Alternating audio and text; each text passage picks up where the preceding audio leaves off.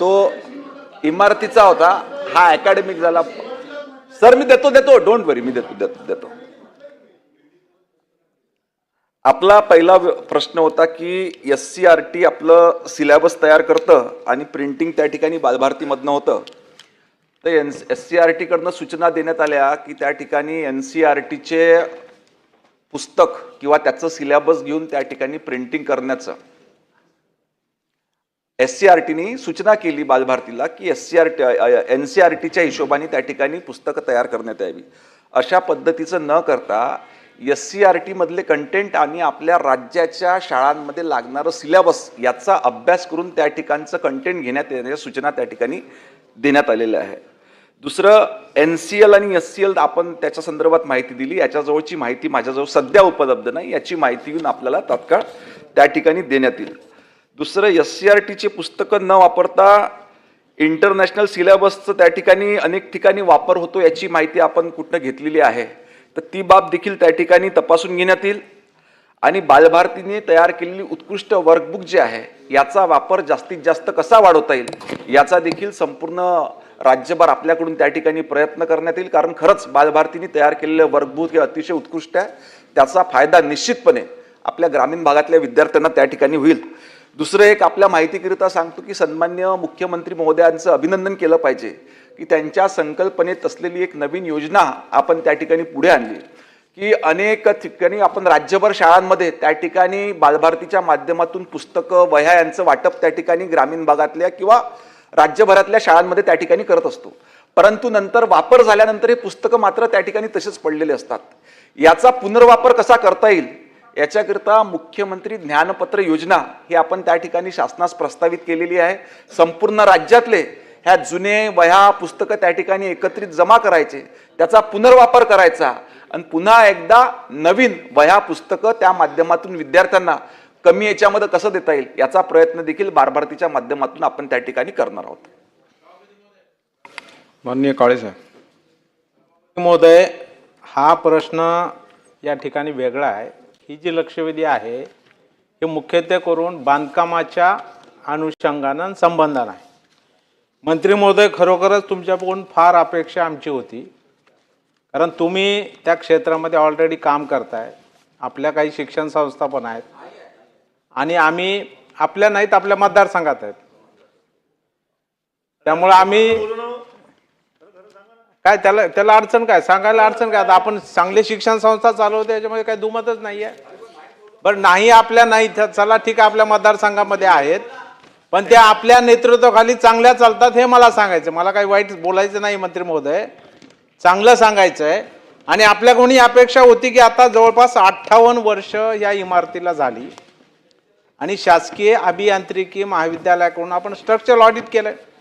हे सगळं झाल्यानंतर आणि तिथले स्लॅब पडले हे पण उत्तरात नमूद केलंय. मला वाटतं हे सगळं झालेलं असताना आपल्याकडून हे अपेक्षित उत्तर होतं की नाही, राज्य सरकारनं यासाठी कृती आराखडा तयार केलेला आहे, प्लॅन बनवलेला आहे, यासाठी निधी आम्ही मंजूर करतोय आणि हे काम आता सुरू होईल असं उत्तर मंत्री महोदय आपल्याकडून खरं म्हणजे अपेक्षित होतं. आता हे कॅबिनेट मंत्री दादा तुम्हाला हे अडचणीचं असलं की इकडे पाठवतात आणि ते खाली जातात असं काहीतरी आम्हाला तुमच्या दोघांचं चाललेलं दिसतंय. त्याच्यामुळे मंत्री महोदय संपूर्ण राज्याचं लक्ष लागलेलं आहे की शेवटी आपण तुम्ही आम्ही लहानपणी जेव्हा पहिलीला शिकलो तेव्हा बालभारती आपल्या हातात पुस्तक घ्यायचं आणि तिथून आपण अ ब क ड आ इ बाल भारती असं शिकत आलेलो आहोत. त्यामुळे तेव्हापासूनची आपल्या जन्माच्या अगोदरपासूनची संस्था आहे आणि ती टिकली पाहिजे, नव्हे तर तिचं संवर्धन झालं पाहिजे. ही आपल्या महाराष्ट्राच्या दृष्टीनं आणि मराठा माणसाच्या दृष्टीनं अत्यंत महत्त्वाची बाब आहे. त्यामुळे तुम्ही या सभागृहाला आश्वस्त करा की नाही, याच्यासाठी लागणारा जो काही प्लॅन आहे, जसं ज्या पद्धतीनं आपण आता माननीय पालकमंत्री आमचे नेते अजितदादा पवार साहेबांनी इनिशिएटिव्ह घेतलं, तिथं आपल्याला जागा उपलब्ध करून दिली. आपली सगळी शासकीय जी शिक्षणाची कार्यालय ती एका छताखाली येत आहेत, नवीन टुमदार इमारत त्या ठिकाणी तयार होतं, ही चांगली गोष्ट आहे. त्याच धर्तीवरती बालभारतीची इमारत सुद्धा होणं गरजेचं आहे.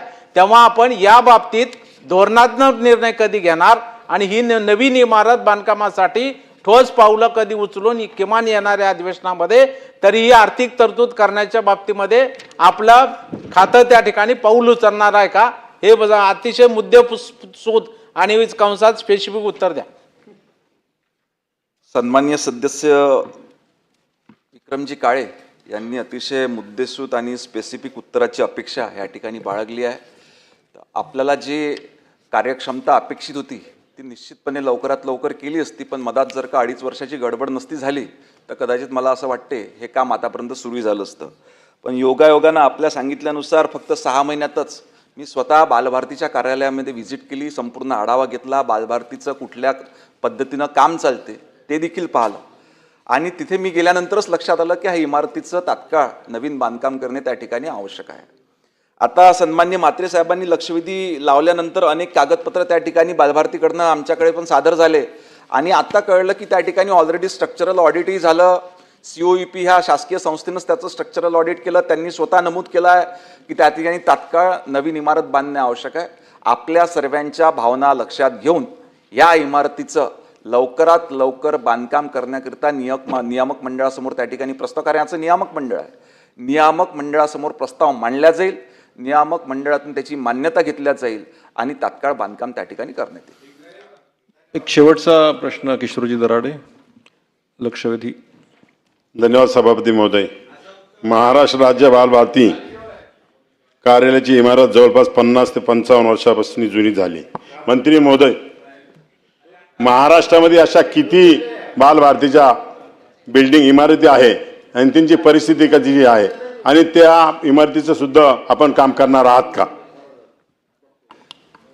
निश्चितपणे बालभारतीच्या ज्या ज्या ठिकाणी साधारणतः बालभारतीची प्रमुख इमारत आपली ही पुण्याला आहे आणि बाकी ठिकाणी आपले पुस्तकं आणि वह्या हे जे काही आपली स्टेशनरी असते ही स्टोअर करण्याकरिता गोडाऊन आहेत. परंतु ज्या ज्या ठिकाणी स्वतःच्या मालकीच्या जागा आहेत त्या त्या ठिकाणचे इन्फ्रास्ट्रक्चर चांगला करण्याचा प्रयत्न त्या ठिकाणी सरकारतर्फे करण्यात येईल. पण किती दिवसात टाइम लिमिट द्या ना. नाशिक सारख्या ठिकाणी सुद्धा चांगली इमारत आहे, तिची सुद्धा अवस्था अशीच आहे. म्हणजे आपण टाइम लिमिट दिलं तर सभागृहाला बरं वाटेल. चला, आराखडा तयार करून त्या इमारतीचा प्लॅन किती दिवसाचा आहे हे आराखडा मंजूर झाल्यानंतर तुम्हाला लवकरात लवकर टाइम लिमिट सांगण्यात येईल. धन्यवाद. लक्षवेधी या ठिकाणी